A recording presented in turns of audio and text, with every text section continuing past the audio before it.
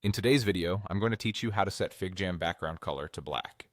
By the end, you'll have a clean, high-contrast FigJam board with a black background, perfect for focused brainstorming or presentations. First, head to figma.com and log in. Once you're in, look for FigJam. You can start a new FigJam board or open a recent one from your files. If you're new to FigJam, remember it's the whiteboard side of Figma, designed for sticky notes, diagrams, and workshops, so this background change will apply to that canvas. With your FigJam file open, click on an empty area of the canvas to make sure nothing is selected.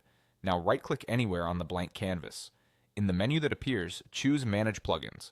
This brings up your plugin options for the current file. If you haven't used it before, use the search bar in Manage Plugins to look for Custom Figma Background. That's the tool we'll use to switch the canvas color.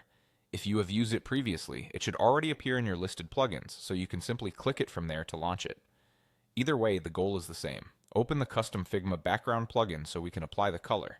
Once the plugin is open, you'll notice that black is the default choice. That's exactly what we want. Without changing anything, go ahead and click Create.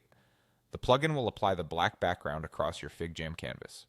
Give it a second if your file is large. You should see the change take effect immediately. Take a moment to check your content.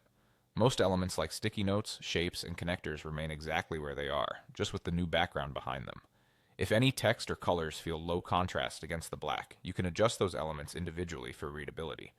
The background itself is now set, so your board will display with that sleek, dark look throughout your session. If you ever need to revisit this later, you can repeat the same flow. Open your FigJam board, right-click the canvas, go to Manage Plugins, and run Custom Figma Background again. From there, you can keep black or explore other options if needed.